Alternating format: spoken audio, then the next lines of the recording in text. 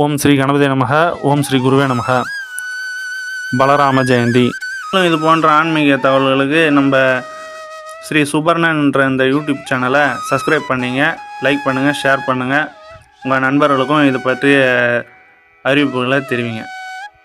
வரும் 10/5/2024 அன்று பலராம ஜெயந்தி வருகிறது. பலராம ஜெயந்தி அன்று வழிபட வேண்டிய தெய்வம் ஸ்ரீ மகாவிஷ்ணு அவதாரமான ஸ்ரீ பலராமரை வழிபட வேண்டும். பலராம அவதாரம் ஸ்ரீ மகாவிஷ்ணுவின் 8வது அவதாரமாகும். கோகுலத்தில் வசுதேவருக்கும் ரோகிணி தாயாருக்கும் பிறந்தவர் ஆவார் ஸ்ரீ பலராமர். ஸ்ரீ பலராமர் ஸ்ரீ மகாவிஷ்ணுவின் அவதாரங்களிலேயே வெண்ணிறத்தில் தோன்றிய அவதாரம் ஸ்ரீ பலராமர் அவதாரமாகும். ஸ்ரீ மகாவிஷ்ணு படுத்திருக்கும் ஆதிசேஷனின் அம்சம்தான் ஸ்ரீ பலராமர் என்றும் கூறப்படுகிறது. ஸ்ரீ பலராமர் சங்கர்ஷனர் என்ற பெயரிலும் அழைக்கப்படுகிறார். ஸ்ரீ பலராமர் கதாயுத வித்தையில் தேர்ச்சி பெற்றவர் ஆவார்.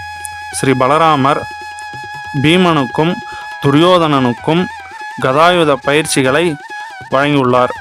மகாபாரதத்தில் ஸ்ரீகிருஷ்ணர் பலராமருக்கு பல சேவைகள் செய்துள்ளார்.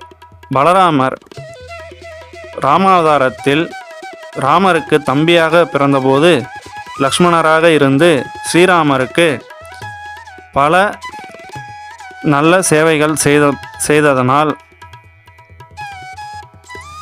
மகாபாரதத்தில் பலராமரை தன் அண்ணனாக பிறக்கச் செய்து ஸ்ரீ மகாவிஷ்ணு கிருஷ்ணாவதாரத்தில் கிருஷ்ணராக இருந்து ஸ்ரீ மகாவிஷ்ணு ஸ்ரீகிருஷ்ணராக இருந்து தன் அண்ணனான பலராமனுக்கு பல நல்ல சேவைகளை செய்துள்ளார். பலராமர் தன் ஆயுதமாக ஏர்கலப்பையை பயன்படுத்துகிறார். ஏர்கலப்பை என்பது விவசாய பணிகளுக்கு உபயோகப்படும் கருவியாகும். இதன் மூலம் பலராமர் உணர்த்துவது விவசாயமே முதன்மை தொழிலாகும். எனவே உழைப்பே உயர்வை தரும் என ஸ்ரீ மகாவிஷ்ணு அறிவுறுத்துகிறார்.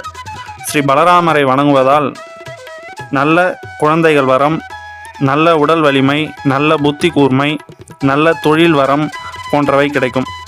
நல்ல விவசாய நிலங்களும் கிடைக்கும். ஸ்ரீ பலராமரையும் ஸ்ரீ கிருஷ்ணரையும் சேர்த்து வணங்குவது சிறப்பான நல்ல பலன்களை தரும். மேலும் இது போன்ற ஆன்மீக தகவல்களுக்கு நம்ம ஸ்ரீ சுபர்ணன்ற இந்த யூடியூப் சேனலை சப்ஸ்கிரைப் பண்ணிங்க, லைக் பண்ணுங்கள், ஷேர் பண்ணுங்கள். உங்கள் நண்பர்களுக்கும் இது பற்றிய அறிவிப்புகளை தெரிவிங்க. நன்றிகள், வணக்கம்.